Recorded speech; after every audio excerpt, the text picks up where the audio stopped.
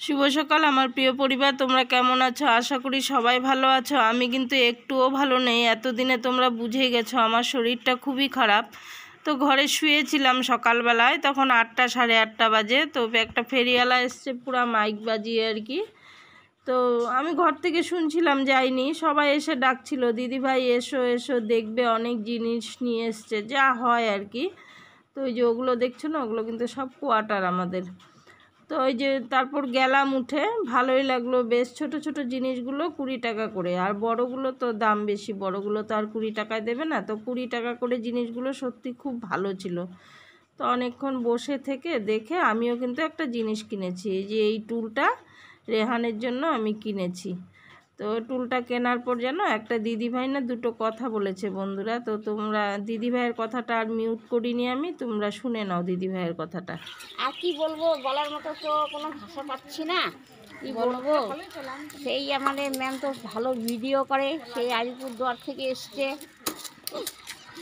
আমরা সবাই ভিডিও দেখি, দেখে এনজয় করি, আনন্দ উপভোগ করি।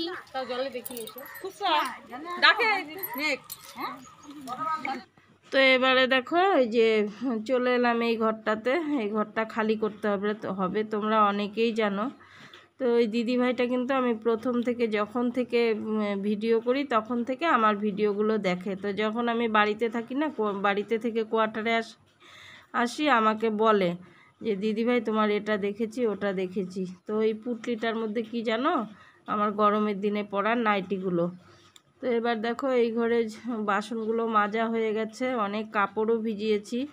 তো যেটা বলছি বন্ধুরা, যতই অসুস্থ থাকি না কেন, সংসারের কাজ তো আর থেমে থাকবে না বলো।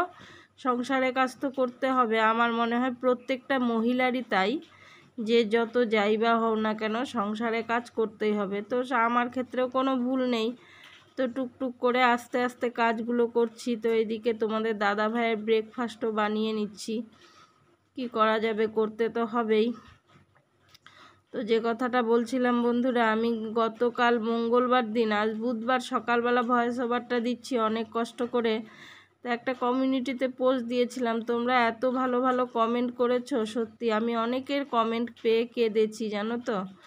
তো আজকে কিন্তু কিছুই রান্না করব না, মঙ্গলবার দিনের রান্না এটা, না সরি সোমবারের রান্না, এটা সোমবারে করা ছিল। তো এই যে দেখো একটা লাউয়ের তরকারি করেছি, সেটাই দেখাচ্ছি তোমাদেরকে। কিন্তু দুঃখের বিষয়, সেই রেসিপিটার ব্যাপারে আর বলতে পারছি না, তোমরা দেখে নাও। আর এই যে ফোড়নে দিলাম তোমার শুকনো লঙ্কা, তেজপাতা, গোটা রসুন, পেঁয়াজ, একটু মেথি দিয়ে দেব। আর মশলাটা দেখতে পেলে না, মশলাটার মধ্যে আছে লঙ্কা, রসুন, আদা, পেঁয়াজ আর দুটো টমেটো পেস্ট করে নিয়েছি, বাস এইটুকুই দিয়ে করে খেয়ে দেখো, ভালো লাগে। তো অবশ্যই যখন পেঁয়াজটা দিবে এরকম ডুমো ডুমো করে কেটে দেবে, আর পেঁয়াজটাকে খেয়াল রাখবে যেন বেশি ভাজা না হয়, একটু হালকা ভেজে দিয়ে দিবে, তারপর রান্নাটা দেখো। তো যেটা বলছিলাম বন্ধুরা, সত্যি এত মানে অসুস্থ লাগছে। আর যখন নাকি ওয়াইটি স্টুডিওটা খুলি না, মানে তোমাদের কমেন্টগুলো পাই, সত্যি খুব ভালো লাগে। তোমরা আমাকে এত ভালোবাসা দাও, প্রত্যেকটা লোক, মানে প্রত্যেকটা বন্ধু, প্রত্যেকটা ভালোবাসার লোক এত এত ভালোবাসা দিয়েছো, আমি তো অনেকের কমেন্ট পেয়ে কেঁদেছি। তো এভাবেই ভালোবাসা দিয়ে যেও। আমার বাংলাদেশের যত আপু আছে, আমার দুটো মেয়েও আছে বাংলাদেশে, যত আপুরা ভাইরা আছো, বোনরা আছো, সবাইকে বলছি তোমরা রোজা রাখছো, পবিত্র শরীরে পবিত্র রোজা রাখছো, তোমাদের কাছে বলছি তোমরা একটু আমার জন্য প্রে করো, আমি যেন খুব তাড়াতাড়ি সুস্থ হয়ে তোমাদের মাঝে ফিরে আসতে পারি। দেখো আমি কমিউনিটিতে পোস্ট তো দিয়েছি, আমি আসতে পারবো না, দেখতে পারবো না, কিন্তু কোথাও যেন মন মানছিল না গো।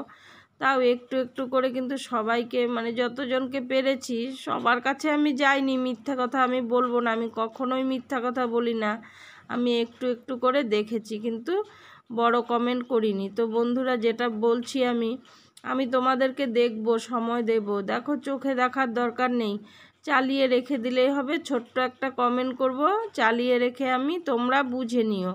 আমার কিন্তু সেই সামর্থ্যটা নেই, তাকিয়ে দেখে দেখে টুকে টুকে লেখার সেই পরিস্থিতিটা আমার একদম নেই। আমি অনেক কষ্ট করে ভয়েস ওভারটা দিচ্ছি।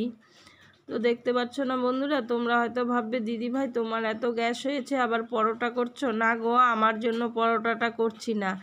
বলো তো কি, তোমরা এর আগে দেখেইছিলে আমার দিদি এসছিল, মানে আমার ননাস। তো সে তো আর অন্য আটার রুটি খায়, আর দাদাভাই তো অন্য আটার রুটি খায়। তো আটা মেখেছিলাম তো একটু বেঁচে গিয়েছিল। এবার কাঁচা আটাটা বলো কাউকে যদি দিই সেটাও খারাপ দেখায়, আর ফেলে দিতেও খুব কষ্ট হয়। খাবার জিনিস আমি সহজে ফেলি না।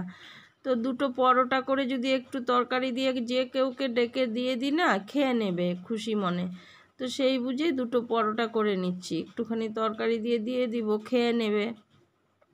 তাই করছি। আমি আর পরোটা কোথায় খাবো? আমি না খেয়ে আমার পেট ভর্তি হয়ে আছে।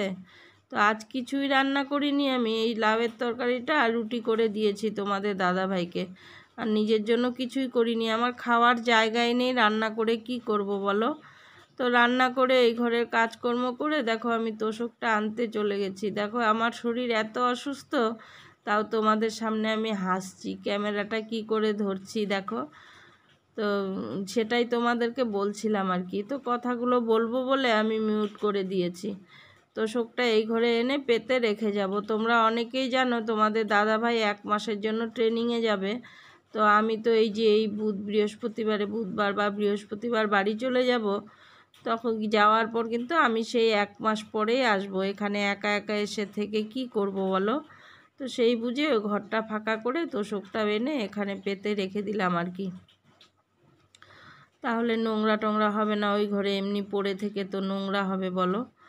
তো সব বন্ধুদেরকেই বলছি, আমি কিন্তু তোমাদেরকে সময় দেব, তোমরা আমার উপর বিশ্বাস রেখো। আমি ছোট্ট কমেন্ট করব, আমি দেখবো না, আমি দেখতেও পারছি না, বিশ্বাস করো। আমার না মানে অন্য কোনো অসুবিধা হচ্ছে না, শোয়ার সঙ্গে সঙ্গে না আমার ঘুম পেয়ে যাচ্ছে, চোখ দুটো বন্ধ হয়ে আসছে। তাই আমি চালিয়ে রেখে ছোট্ট একটা কমেন্ট করে শুয়ে থাকবো। যদি ঘুমিয়ে পড়ি ঘুমিয়ে পড়বো। তো আমার মনে হয় এটাতে তোমাদেরই লাভ হবে।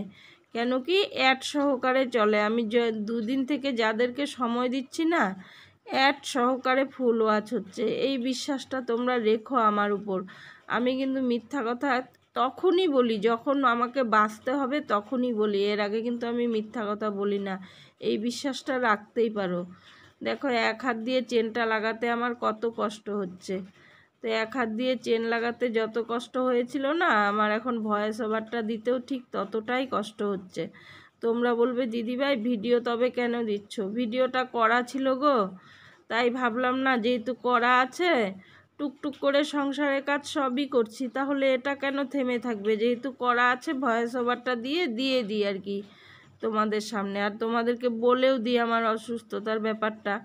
তোমরা হয়তো অনেকেই বলবে দিদিভাই ডাক্তার দেখাও, ওষুধ খাওয়াও। হ্যাঁ গো, ডাক্তারও দেখিয়েছি, ওষুধও খাচ্ছি। কত ওষুধ পাল্টে পাল্টে এনে দিচ্ছে তোমাদের দাদাভাই, কিন্তু আমার কোনো ওষুধেই কাজে লাগছে না। জানি না কি হয়েছে, আদৌ আমি বাঁচবো নাকি জানি না। আমার এতটাই খারাপ লাগছে, এতটাই কষ্ট লাগছে, জানি না কি হবে। তো কাজ তো করেই চলছি। দেখো এই যে সব ধুয়েছিলাম, ওগুলো গুছিয়ে নিলাম। তারপরে এই যে দেখো এই শাড়িটা দেখছো না, এই শাড়িটা আমার ভাগ্নি পরে পরীক্ষা দিতে গিয়েছিল।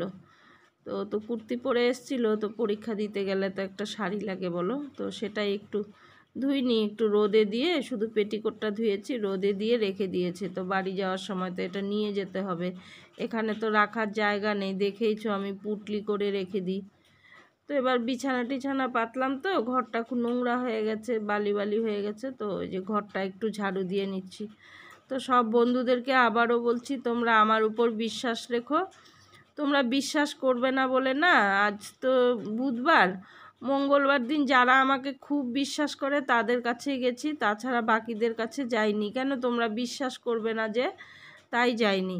তো তোমরা যদি বিশ্বাস করো আমাকে বলো, আমি নিশ্চয়ই তোমাদেরটাও দেখে দেব। আমার মনে হয় তোমাদেরই ভালো হবে, অ্যাড সহকারে চলে জানো তো। আমি চালিয়ে রেখে চুপচাপ শুয়ে থাকি। তো এবার এই যে ঘরটা ঝাড়ু দিয়ে নিচ্ছি। আর আমার মেয়েদের কথা কি বলবো, আমার মেয়েরা আমাকে 4 মেয়ে প্রত্যেকটা সময় অনবরত আমার খবর নিয়ে যাচ্ছে আর কি। উমা মেয়ে তো কন্টিনিউ কল করে খবর নিচ্ছে। ও যাক, ওর কাছে ফোন নাম্বার আছে, তাই সবার কাছে থাকলে সবাই নিশ্চয়ই নিত। তো এবারে দেখো ওই যে সেদিন রাত্রে একটু আলু সিদ্ধ ভাত খেয়েছিলাম, সেটাও বমি হয়ে গেছে। তো আজকের ভিডিওটা এই পর্যন্তই রইলো।